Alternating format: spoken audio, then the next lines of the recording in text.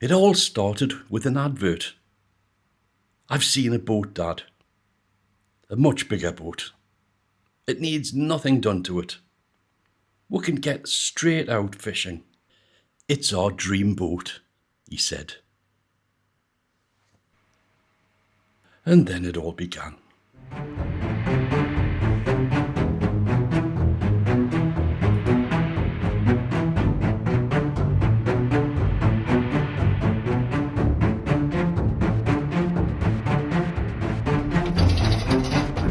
Other way. Oh, you're going up.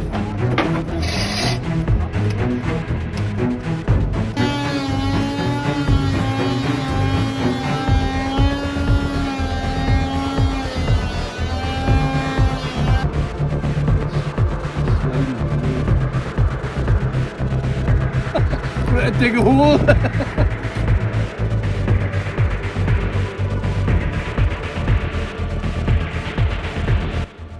Come with us as we refit our Aquastar 27. Mistakes are made along the way, but they do say that's the only way you learn. With these two on the case, my son Craig and good pal Mickey, and with a lot of other mates joining us on the journey as well. So, based on what we'd seen, we decided to go and give the boat a trial. Craig and I popped down, and with us came Mickey, and also my grandson, young James, who always loved to be involved with anything to do with the boats. After a bit of a trial on the river, we liked what we saw, so a deal was done. It was now time to head down the river, so Craig and James took their respective positions, and I got the cosy seat on the back for a bit of organising, and just in time for a bit of chaos.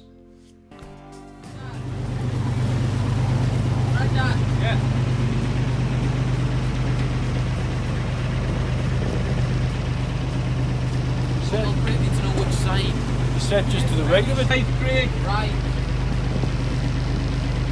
What? What are you having in? Oh. That's shallower on that side. Look, 12 foot. But he said to go to the right. I must admit, I went this side just straight ahead in this one. 11 foot there. I don't know what draft's on this. He did, it's only less than a metre, so about 3 foot. I've gone to this side of it in the past. Now keep going. I think you'd be fine. They're talking about the big ships, Craig, really. I think further to the middle. I thought that. Yeah. I mean, right. The further you go that way, Right. surely. Carry on. What's it, the depth now? 11. Where's the depth thing then? Yeah. Oh, you got it there.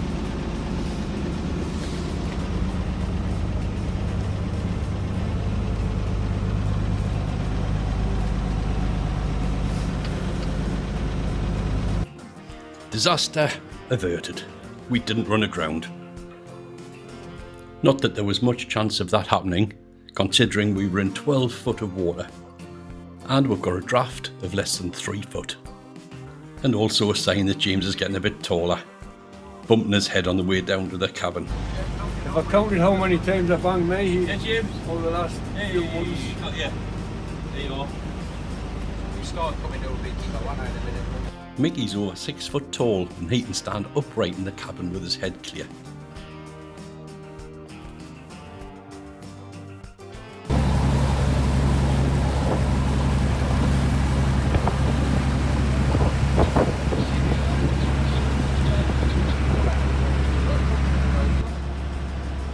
It was an exciting time as well, now knowing the boat was ours and all of the adventures we had planned in the future.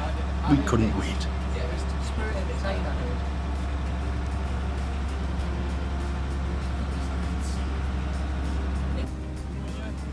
To the right of the screen is where the Swan Hunters shipyard used to proudly stand, and they stopped the construction of ships in 2006.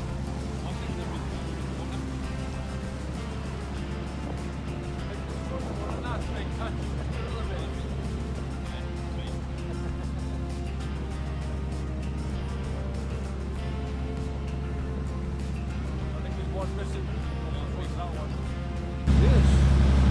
So the pump,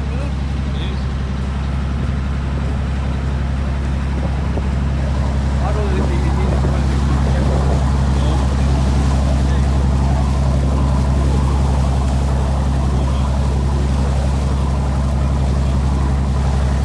And on the left hand of the screen, we're passing A&P Time,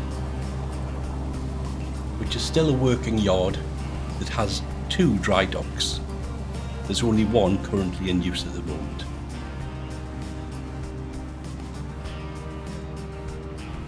And James, as a typical teenager, loved getting his hands on the wheel and took us nicely down the river.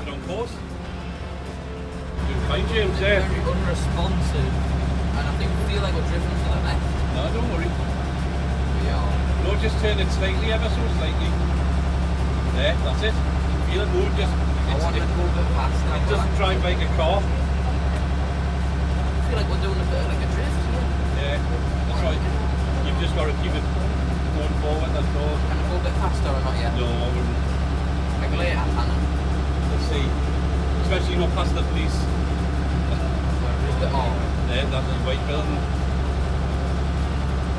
we are already speed. Sorry? We are No, speed. 7.9.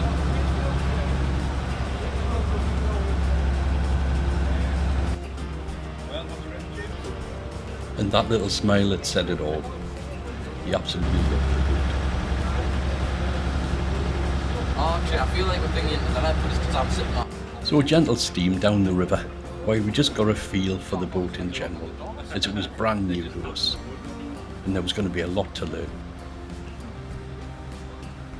And typically, in the back, Mickey and Craig were starting to make plans of what they were going to do already, while James just kept us in a straight line.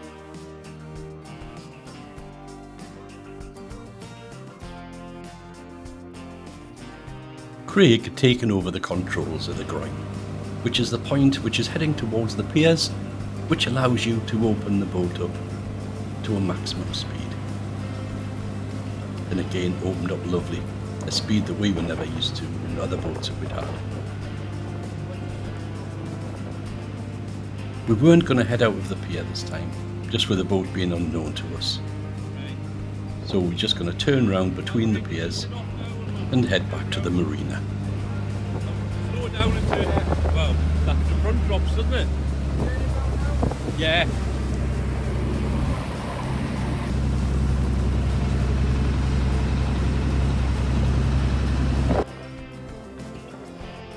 The boat had done everything we'd asked of it. We were really pleased.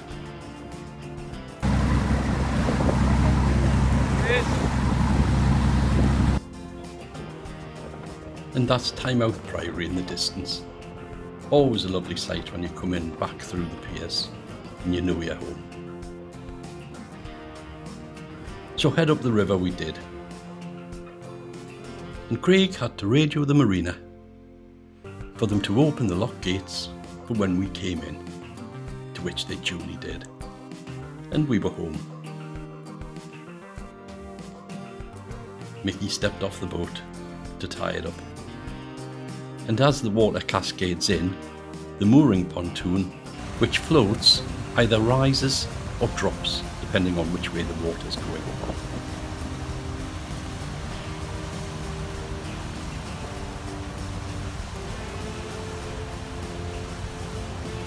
And James is getting a little too cosy in that seat.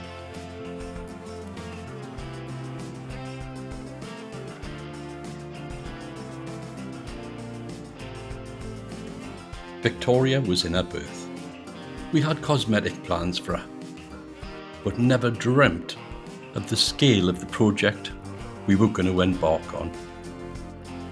One of Craig's lads, my grandson, Grayson, popped down and gave his seal of approval. But of course it didn't take long before Craig had him set for work. Great job, Grayson. Well done. We were getting on with another couple of boating projects, so kept popping back and forth to the Victoria. And we were having a little bit of a starting problem. We called in the help of a marine electrician, who we'd used for many years, and he quickly condemned both the batteries and the wiring loom.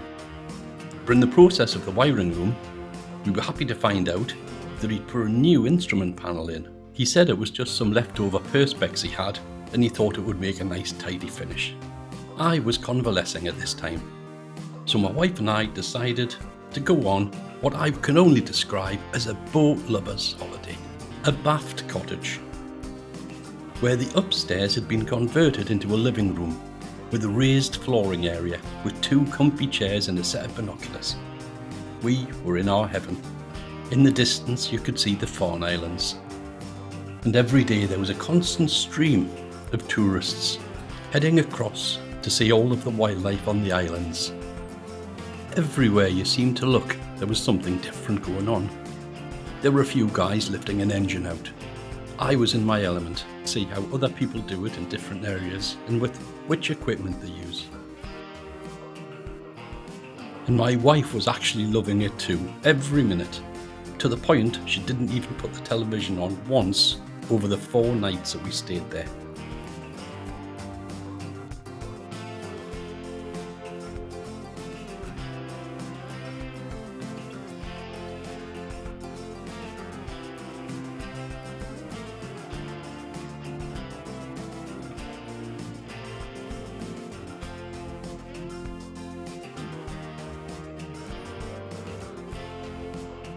It was also wonderful to see little fishing boats coming back with their catch. And amazingly, the locals seemed to know when the boats were coming in. You would see them all standing at the side with their bags and their buckets, ready to buy straight from the boat. You can't get fresher than that.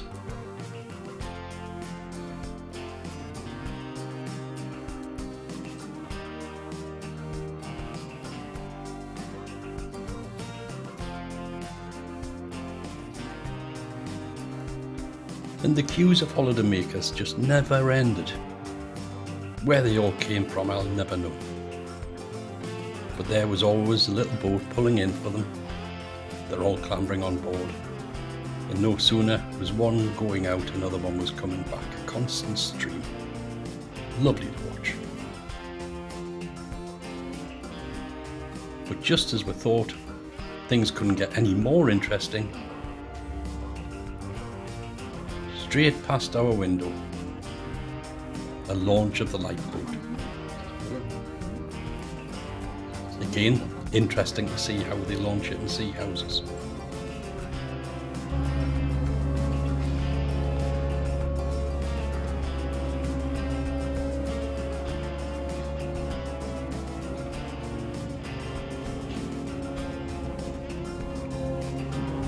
The lifeboat has to be towed from the nearby lifeboat station to a small beach just past the harbour, and then it's lowered into the water. A baft cottage was certainly delivering. We were loving every second.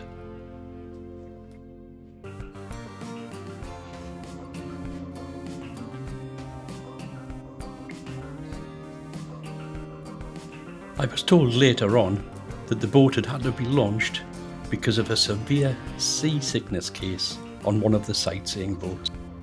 So I was pleased to hear it wasn't anything too serious.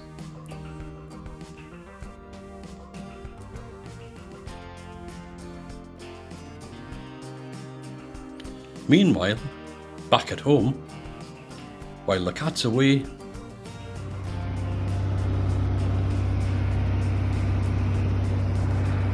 the mice will certainly play. Craig and Mickey had decided to give the Victoria a lovely run out and head on just past the piers and then spin round and come back. I had a whale of a time crossing the bar.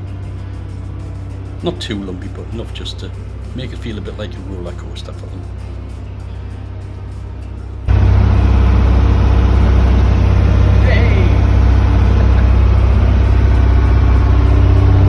And like the couple of big kids they are, they were having a great time.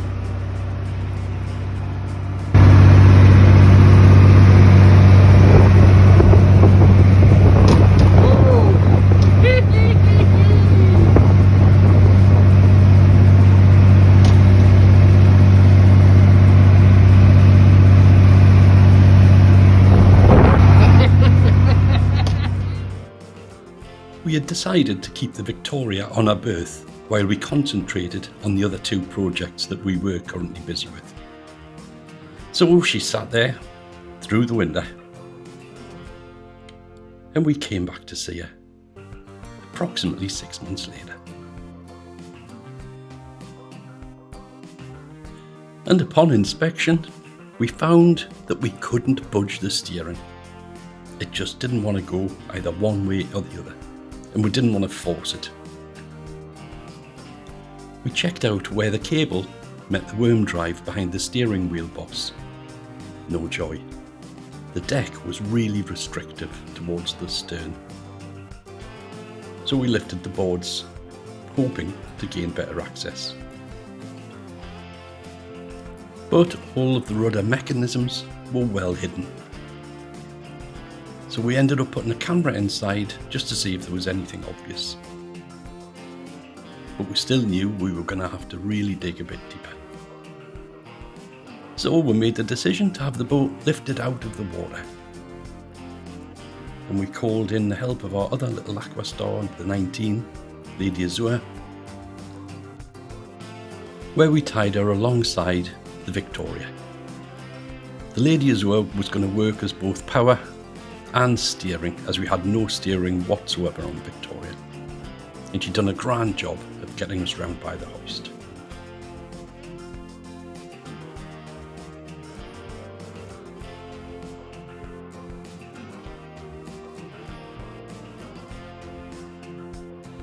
The Victoria was then lifted by the hoist into the boatyard, the first time she'd been in the boatyard. And at that time, not knowing how familiar the boat was going to be with the boatyard.